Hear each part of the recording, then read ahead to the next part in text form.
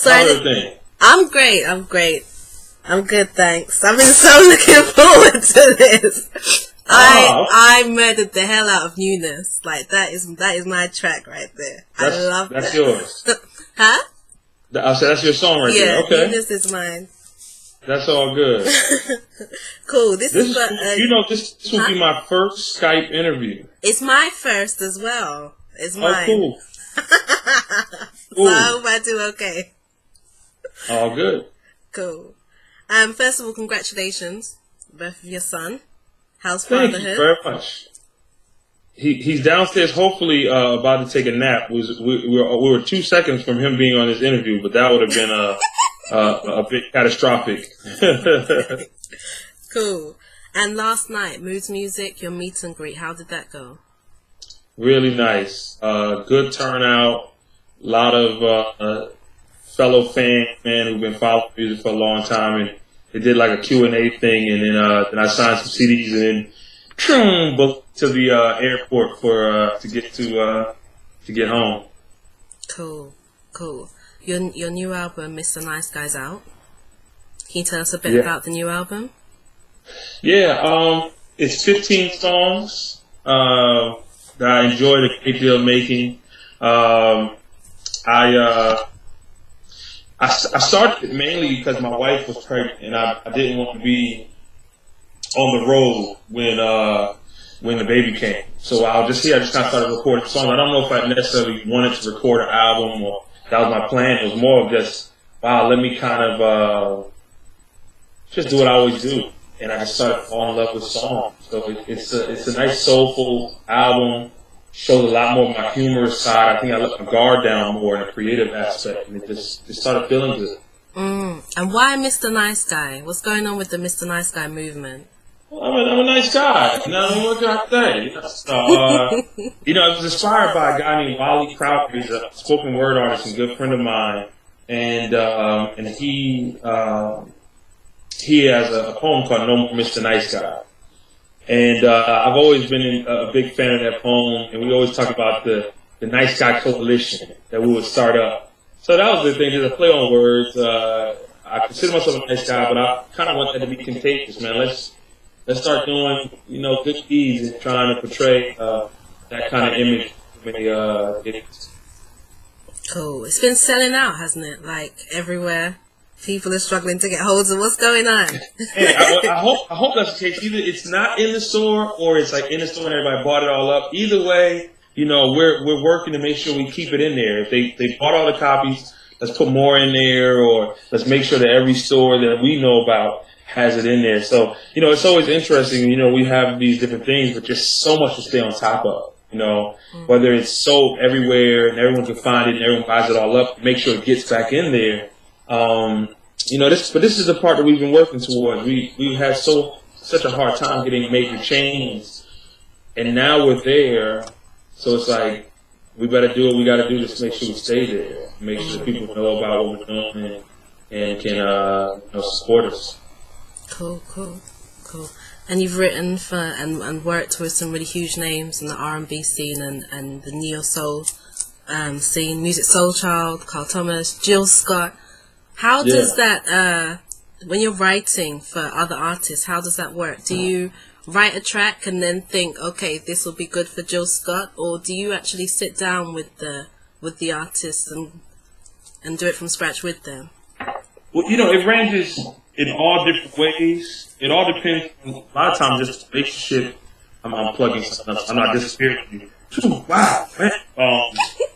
But a lot of times it depends on the relationship with the artist. And there was a time where I used to really write songs that I was literally trying to be that person, or I'm writing Mary J. Blige me, write what Mary J. Blige want to hear and say.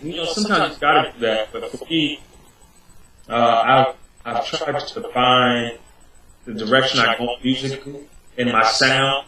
So now it's more of I kind of try to do that sound or that direction, and if someone wants it, then they kind of will work with me on that. Maybe we'll fine tune it to go more into the direction that would be fitting. Like I said, if it's a female or if it's a male, maybe we'll kind of adjust it. But more in recent times, it was more that people just kind of related to a story.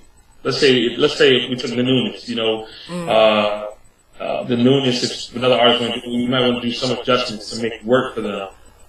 But at the end of the day, you know, we can make the newness to a female song or male songs. We all kind of go through that. It's just so new. Yeah, right. I mean, we've all had that moment. I have it about 15 times a year, I think, maybe. 50 times a year? 15, and it lasts for about 15 days, probably. Not great. Wow. You're a newness chaser, what we call. You know what? I don't think so. I think that really I just don't do too much research in the beginning. I don't ask the right questions. So I'm like, oh my God, I'm speaking to this really great guy. And then I realize he's not so great. That happens a lot. Aww. That's a song in itself. It is. Good from afar, but far from good. That's what that song is. Right. If you make that song, I know I inspired it, okay? You got it. You got it. You got it. Who's in your iPod right now? Who are you listening to? Ooh, let's find out. Let's go through it real quick. Because I have it in reach. Thundercat, his new record. This is Brian Blades and the Fellowship Band called Seasons of Change. That came out a couple of years ago, but it's a phenomenal record. Layla Hathaway's. I don't know why I'm showing this. There you go. Thanks. Layla Hathaway's new album, Where It All Begins. And I've been listening to a lot of George Duke lately as well. A lot of George Duke. I don't know why. I've just kind of been on this George Duke kick. And Emily King's last record, The Seven, you know, I think is what's kind of, at least if I go most recent play, those are the songs kind of are in there right now.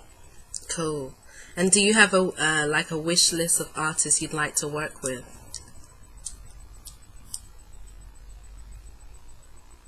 Hello? Oh. Hello? Ooh, Yeah. There's a ton. Can you hear me? Yeah, I can hear you. Oh, cool. You know, there's a delay in the video, so I see so that's why I was like, Paul, look, this may look like I'm freezing. No. No, but Erykah Badu is on the top of the list. Yeah, she's the main one on the list. You know, but there's a lot of others as well. I would love to work with Bill Withers. I'd love to work with a lot of older artists that I was inspired by. But there's so many, man. Me and Dwelle, I would love to get back with him. And I just can't get my mind off Erykah Badu, man.